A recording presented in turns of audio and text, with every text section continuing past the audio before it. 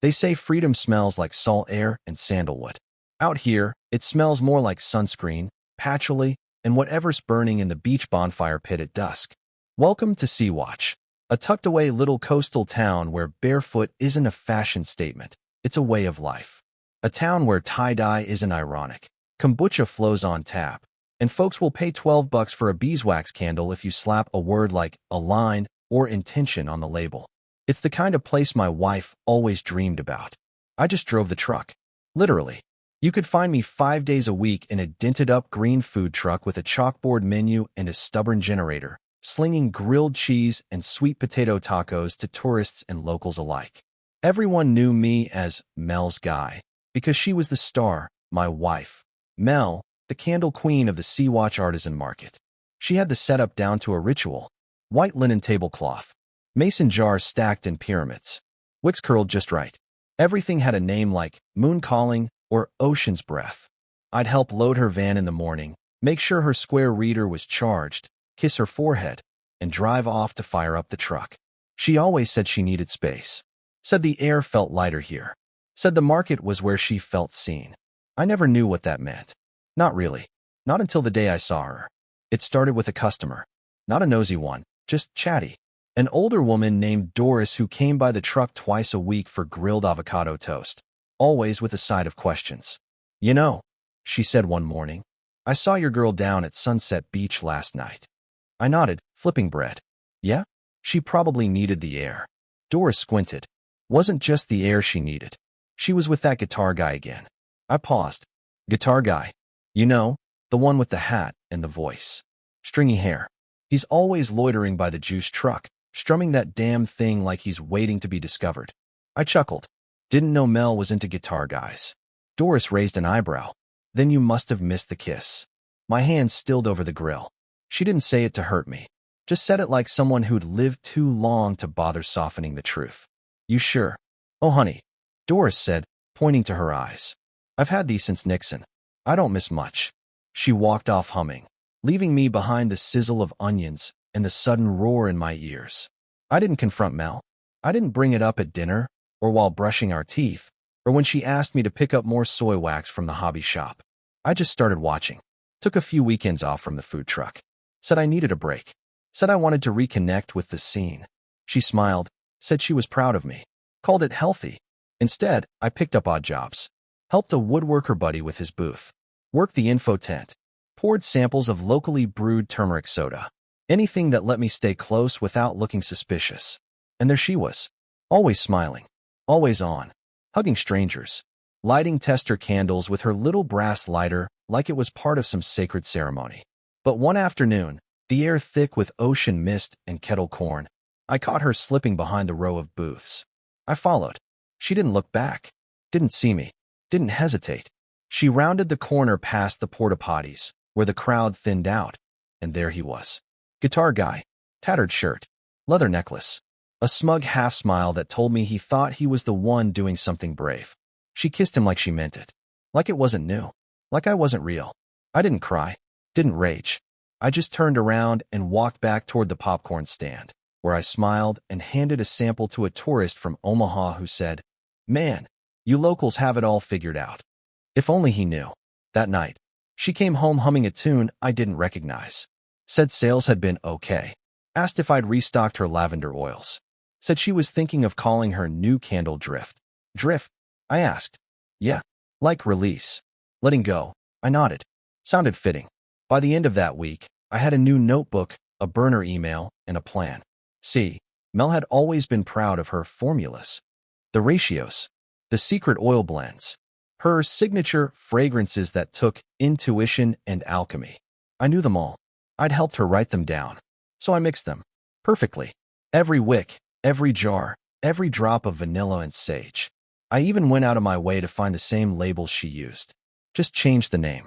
Sea Soul Company. I registered the brand anonymously. Bought a cheap booth space 2 rows away from hers at the Sea-Watch Artisan Market.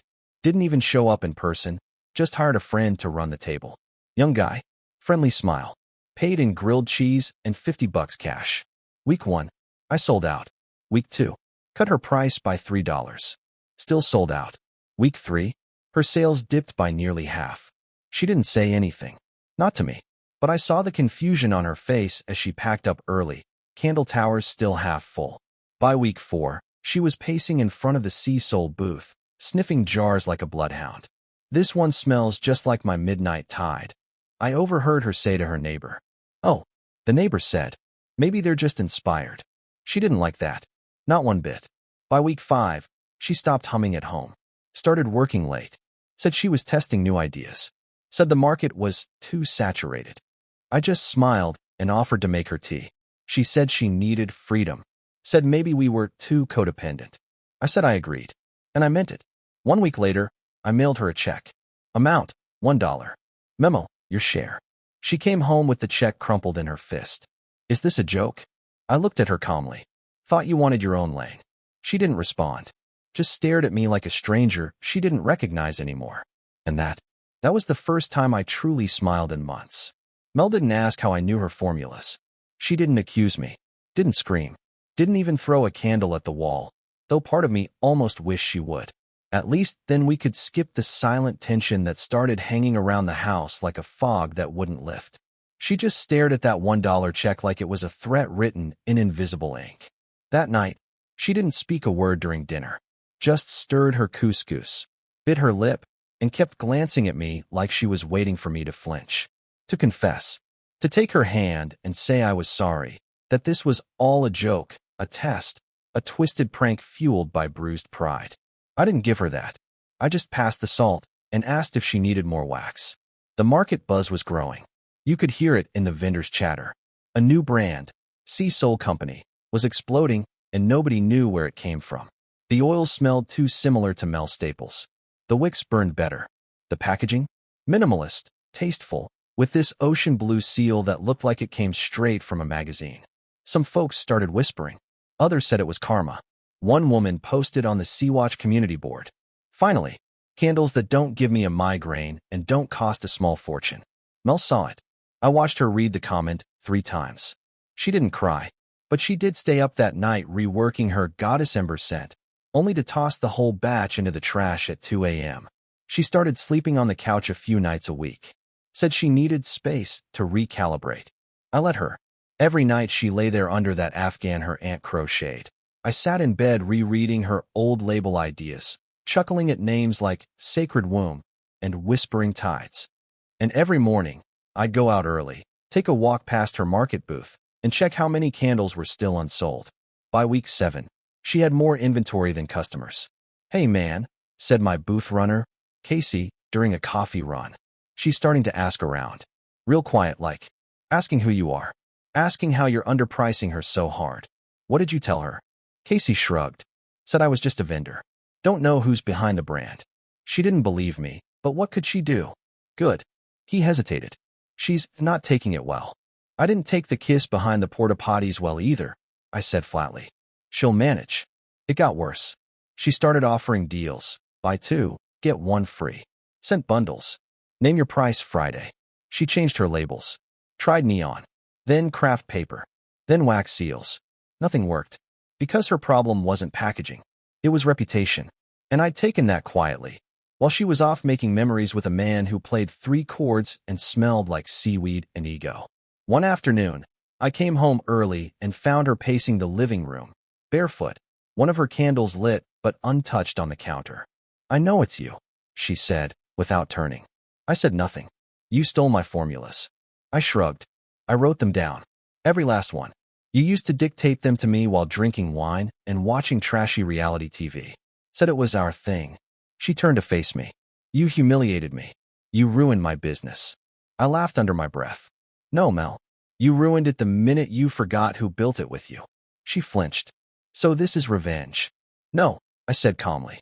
This is balance. She stared at me, long and hard, like she was trying to find the version of me who used to fold her laundry and rub her back during her craft fair stress meltdowns. But that guy? He clocked out the day Doris mentioned guitar guy. She didn't bring him up. Not once. Didn't apologize. Didn't even lie. And I wasn't surprised. Mel was never good at owning her wreckage. She preferred to rebrand it. Growth, she'd call it. Or alignment.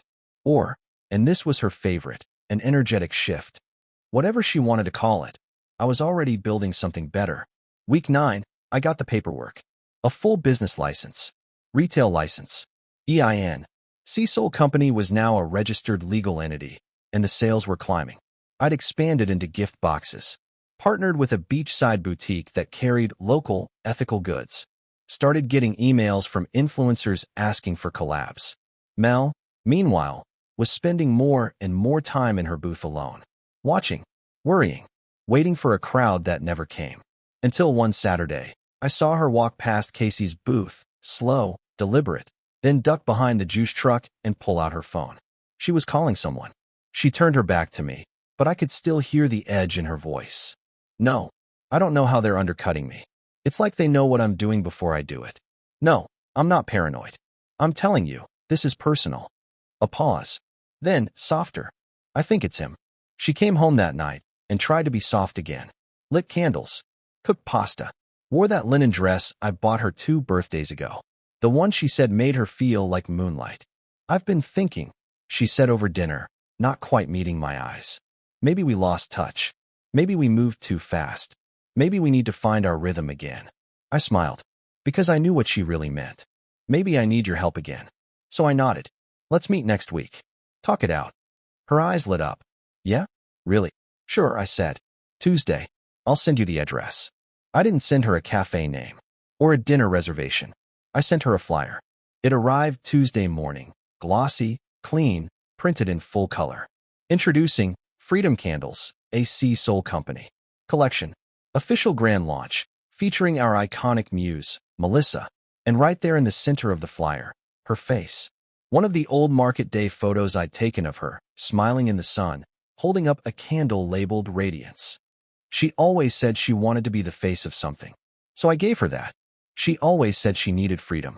So I gave her mine. Mel didn't show up at the Tuesday meeting. I didn't expect her to. But I did expect the call, and right on schedule it came. 10:17 a.m. Her name lit up my phone while I was in the back of the food truck, dicing onions and humming to myself like nothing in the world was wrong. I didn't answer. I figured the flyer would speak loud enough. I'd sent it priority mail, sealed in a bright red envelope, same color as her old Harvest Ember labels. I knew she'd recognize it. Inside was the launch announcement for Freedom Candles, a Cecil Company collection. Clean branding. Ocean-inspired fonts. My favorite part? The logo. Not just her face, her whole face, mid-laugh, captured from that vendor appreciation day 2 summers ago. I'd taken it myself. She'd been holding a lavender soy candle in one hand and a tiny sign that said support local love. And now, that image was plastered right under a slogan I'd pinned the night she kissed Guitar Guy. Inspired by the woman who taught us freedom isn't free. The irony was thick enough to pour. By Wednesday, she had posted a cryptic quote to her Candle Page's Instagram. Some people build empires with stolen stones. I nearly laughed into my breakfast burrito. 3 hours later, the photo was gone, deleted, replaced with a blurry picture of wax melting in a pot, captioned, "New blends coming soon. Energy can't be copied." She was spiraling. I could tell by the hashtags. Thursday afternoon, I caught her at the market again. She didn't see me. I was behind a display of recycled glassware, pretending to check prices, while she stood at her booth and argued quietly with someone on the phone. "No, you don't understand," she hissed. "They're using me. My picture. My words. It's theft." A pause. Her shoulders sagged. "I don't have the trademark. I didn't think I needed one. No one ever." Another pause. Her face collapsed in disbelief. "Lawyer? Are you kidding me? Do you think I can afford?" She turned, and that's when she saw me.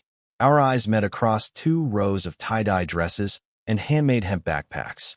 She froze. I didn't. I just nodded. Calm. Controlled. Like a man who wasn't shaken. Then I turned and walked away.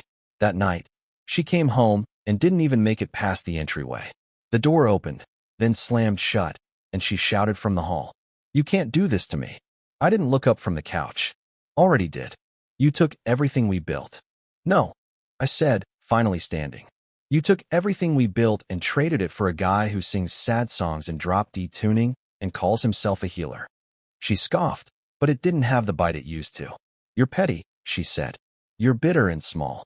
"Maybe," I shrugged. "But I'm paid." She blinked. You want to talk numbers?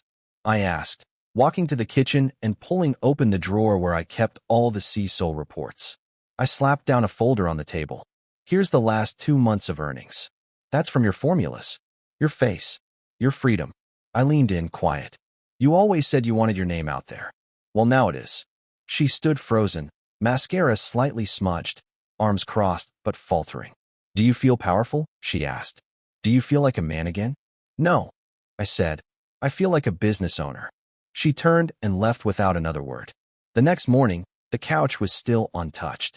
2 days later, I heard she'd pulled her booth from the market. No big announcement. No farewell post. Just didn't show up. Her neighbor said she looked pale the last time she'd been there. Like someone who just realized the cliff they jumped off wasn't for diving. I kept showing up. Casey kept selling out. And the buzz kept growing.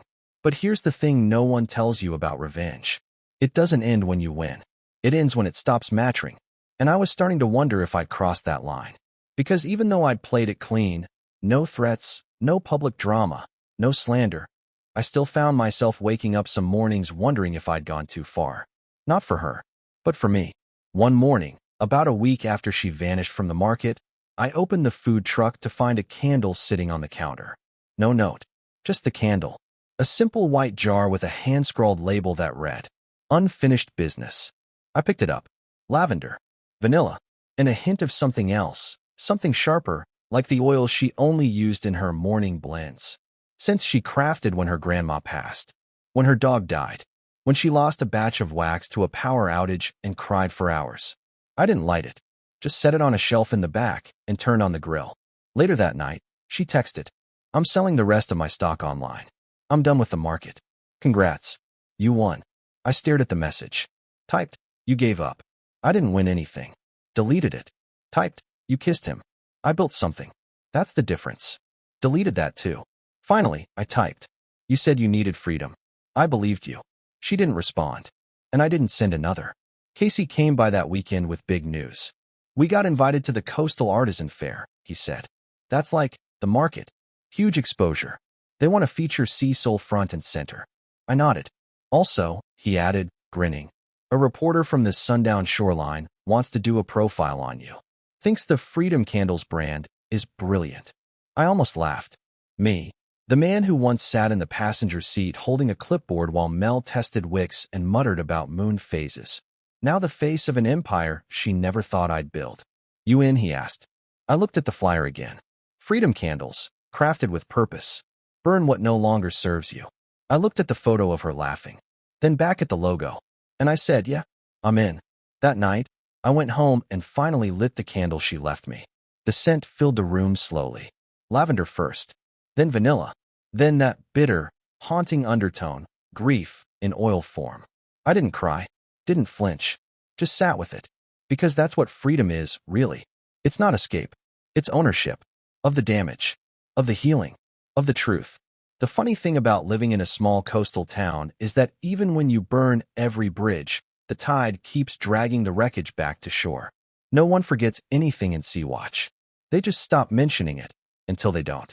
By the time the Coastal Artisan Fair came around, Sea Company was a name people recognized. We weren't new anymore. We were next. Local gift shops asked to carry our seasonal scents. A yoga studio offered us a partnership. Some influencer from Atlanta tagged our booth in a reel that hit 200K views. But none of that felt quite real until I stepped onto the bluff above the fairgrounds that morning and saw a banner flapping in the sea breeze. Coastal Artisan Fair, where the best of Sea-Watch begins. Beneath it, a row of booths as far as the eye could see. Candles, ceramics, crystals, a live harpist tuning on a patch of grass. And smack in the middle, the Sea booth. Double-sized. Corner placement. Prime time. Casey was already setting up, stacking boxes like a machine. "You ready for this?" he asked, adjusting a display stand with our new Equinox series. I was. I thought I was.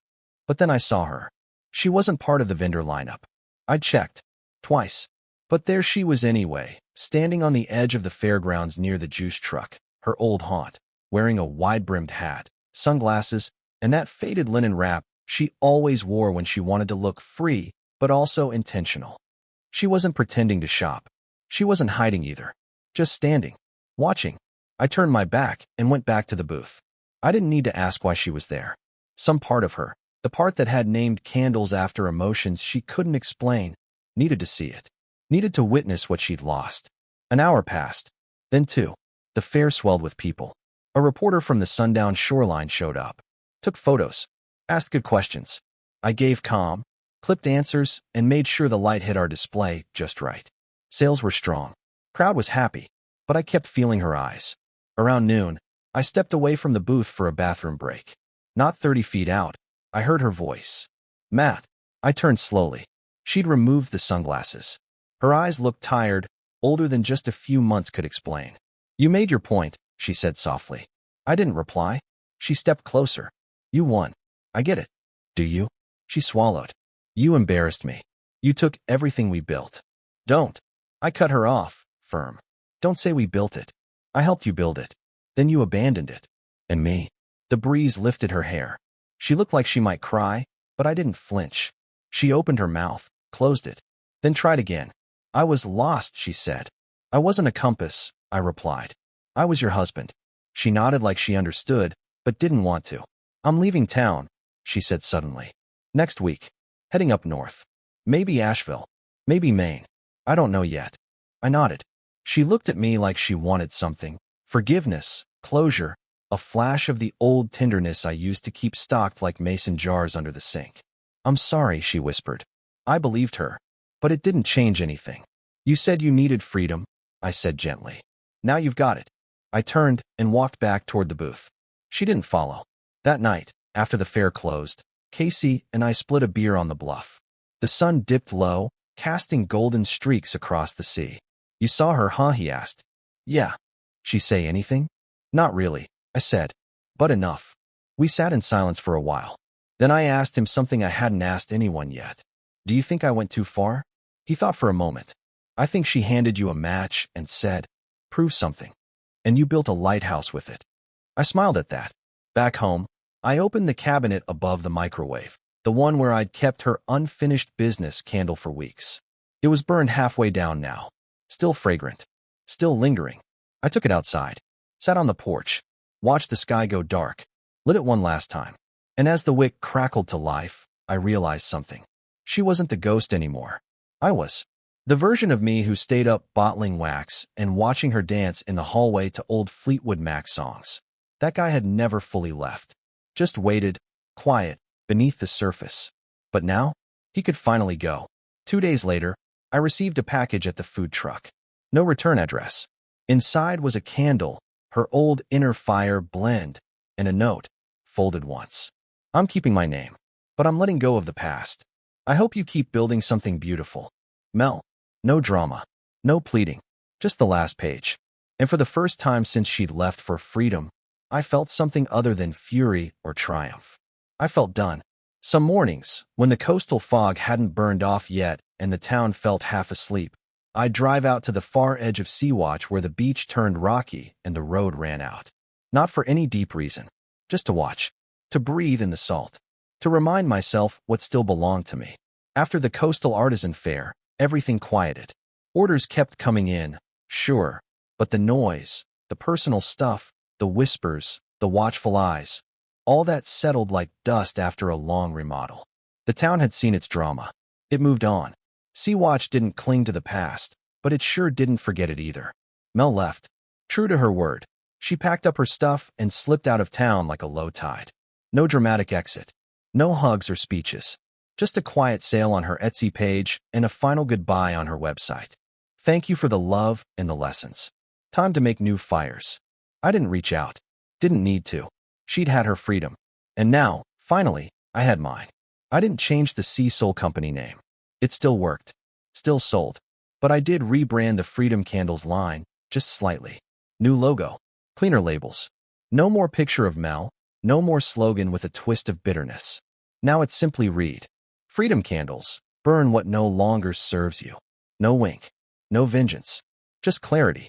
Casey noticed the change one morning while we were restocking at the truck. New design. I nodded. He studied it for a moment, then gave a small smile. You finally letting go? Trying, I said. Figured it's time I stopped branding my hurt. We started getting custom requests. Brides wanted scents for wedding favors. A therapist office in Santa Cruz ordered a batch for their mindfulness retreats. A small hotel up the coast wanted to carry a private label version in each room. It was work, but good work. We hired 2 part-time helpers. Bought a second wax melter. I moved the operation from the garage to a real studio space near the marina. Nothing fancy, just enough room to breathe. Funny thing is, once I stopped needing to win, everything got easier. Smoother. Lighter. Even laughter came back. Real laughter. Not that sharp kind you spit out when you're bleeding inside, but the belly-deep kind you forget how to make when life gets too loud. That fall, I got a call from a small business podcast. They wanted to do a segment called Burn to Brand, how Sea Soul rose from local scandal. I laughed when the host said it. Scandal's a strong word, I told her. But you admit there was drama? There was a shift, I said carefully. A lot changed, but the fire made space. She loved that. The episode dropped a few weeks later. Our sales spiked again. I told Casey we'd need to double our stock for the holiday season. He said, "Guess revenge makes for great SEO." I smiled. But the truth was, I didn't think of it as revenge anymore. I thought of it as recovery. Then came the box. Late November. Weather crisp. Studio humming with cinnamon and cedar and peppermint blends. We were elbow deep in holiday inventory when one of our helpers, Leah, walked in holding a plain cardboard package. "Delivery for you," she said, handing it over. No return label, just a Sea-Watch postmark. I opened it carefully. Inside, 6 candles. Hand-poured. No labels. No names. Each one smelled familiar in a way I couldn't place, like someone had taken notes from my own scents and warped them slightly. Lavender, but with mint instead of sage. Vanilla, but smoky. Citrus, but bitter on the end. And tucked inside, a single note on torn paper. "You're not the only one who knows how to start over." No signature. But I knew. Mel was back. Or trying to be. I didn't tell Casey. Didn't post about it. Just set the candles on a shelf in the back and got back to work. They didn't scare me. Didn't threaten anything. They were just proof that she was still watching. Still learning. Still chasing something. Maybe that was always her problem. Me? I didn't chase anymore. I built. December brought tourists, Christmas markets, cold sunsets. We launched a winter collection called Stillness and Flame.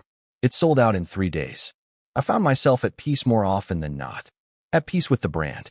The story. Even the parts that had once made my stomach twist. Sometimes, when I walked through the studio after hours, I'd pause at the shelf where her 6 candles sat. Still unopened. Still unnamed. I kept them.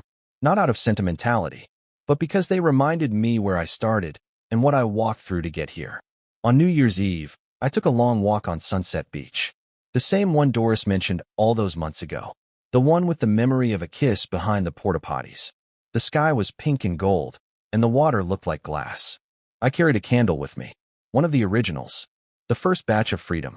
I dug a small hole in the sand and placed it inside. Lit the wick. Watched it flicker in the ocean wind. Then I turned and walked away.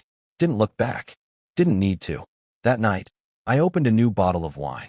Sat on the porch with Casey and a couple of friends from the market. We talked about growth. About legacy. About what comes next. "I think we should start workshops," I said. "Teach people to pour. Maybe even build their own blends." Casey nodded. "You thinking small classes?" "Yeah," I said. "Something hands-on. Slow. Intentional." He smirked. "Mel would hate that." I grinned. Maybe. Or maybe she'd claim it was her idea all along. Before I went to bed, I checked the Sea Soul inbox one last time. Among the orders and holiday messages was a short email. Subject: "Thanks. Body." I saw the winter line. "It's beautiful. I'm trying to build something too." No need to write back. Just wanted to say it. "You were always the better builder." M. I closed the laptop. Left the message unread. Then I turned off the light and fell asleep to the scent of pine and clove and peace. You'd think a man would know when his story's over. That there'd be a big finish. A final bow. Some voiceover moment where the past fades into a perfect, healed silence. But life's quieter than that. It doesn't end in applause. It ends when you stop needing the audience. It was early spring, almost a year since Mel packed her bags and called it an energetic shift. The new season came slow, dragging the last chill of winter behind it like an old scarf no one wanted to let go of. The studio was humming. Casey had started training our new hires. The old garage, where Sea Soul was born, now sat dark behind my house, like a shrine to a version of me that no longer existed. I got up earlier these days, drank better coffee, took walks without a purpose. It was peace, but not the easy kind. The kind you earn. One morning, I got a call from Doris. Yeah, that Doris. My blunt angel of bad timing. You been to the spring fair yet? She asked. Not yet. Well, she said, chewing something, she's back. I didn't ask who. I already knew. She set up a booth. Not with candles, though. Journals. Handmade. Leather-bound. Like those overpriced ones you see at bookstores that smell like regret and sandalwood. I laughed. She looked happy. Like someone trying real hard to look healed, Doris said. But hey, we've all been there. Later that day, I walked the edge of the Sea-Watch spring market. Not to see her, just to feel the wind. That's what I told myself, anyway. The booth was tucked near the back, smaller than hers used to be. A simple wooden sign read, Kindling. Handbound journals. Made for starting over. Clever. Painfully so. She was sitting behind the table in a woven shawl, hands folding ribbon between her fingers like worry beads. She hadn't seen me. Yet. I stood there for a long minute, watching. The way her shoulders curled slightly now. The nervous tuck of hair behind her ear. There was a softness in her face I didn't recognize. Not the manipulative kind. Not the moonchild mask she wore at markets. Something else. Something real. Fragile. Then her eyes lifted. Locked on mine. We didn't speak. She stood, slowly. Walked out from behind the booth. Hands at her sides. Palms open, like she didn't want to fight anymore. I nodded. That was all. She nodded back. And I left. That night, I sat on my porch with a glass of bourbon and one of our newer candles. A blend I'd named Still Here. Notes of driftwood, worn leather, and the first citrus bloom of spring. I watched it flicker. I thought about how fire always leaves something behind, even when it doesn't burn the house down. Ashes, smoke, a scent that lingers on your clothes. But also heat, warmth, light. Even the worst burns still glow, if you know how to look at them. The following week, I launched our final Freedom Candles edition. One last line before retiring the name. 3 cents. Let go. Keep walking. The last burn. Each one came in a black matte jar with a copper lid. Simple. No slogan. Just truth. We sold out in 48 hours. No surprise. But what did surprise me was the package that arrived the following Monday. A small box. No note. Just a journal. Handmade. Leather-bound. Ribbon tie. Stamped on the back in small gold letters. You were always the better builder. I ran my fingers across the spine. Didn't open it. Just set it on the shelf next to the 6 candles she'd sent months ago. It wasn't a gesture of reconciliation, and I didn't take it as one. It was a final ember, and I knew what to do with embers. 3 months later, Sea Soul Company was sponsoring its first workshop. 10 guests. Hands-on instruction. Candle making. Journaling. Breath work. We held it in the studio. I stood at the front, apron on, talking about intention and clarity and what it means to burn what no longer serves you. After, one of the guests approached me, holding her finished candle with a quiet smile. Do you really believe that? She asked. That we can burn the old stories? I looked at her, then at the rows of jars, the scent of wood smoke and orange still hanging in the air. I don't think fire erases anything, I said. I think it makes space. She nodded, thoughtful, then asked, so what did you burn? I smiled. Everything that told me I wasn't enough. A week later, I found myself back on the rocky edge of the coast. Same spot I'd stood in silence months earlier. Only this time, I wasn't carrying a candle. I was carrying the journal. I sat on a driftwood log, watching the water pull and retreat. Opened to the first blank page, and wrote, You said you needed freedom. I needed the truth. You chased sunlight. I built a fire. You kissed another man. I kissed the ash and called it soil. We were never equal in our breaking. But I think, somehow, we're even now. I tore the page out, lit a match, held it until the flame kissed the edge of the paper, watched it curl, fold in on itself, and float into the wind. Ash scattering into the sea. Freedom doesn't come from running. It comes from staying long enough to finish the burn. And that's the last story I needed to tell. Subscribe to the channel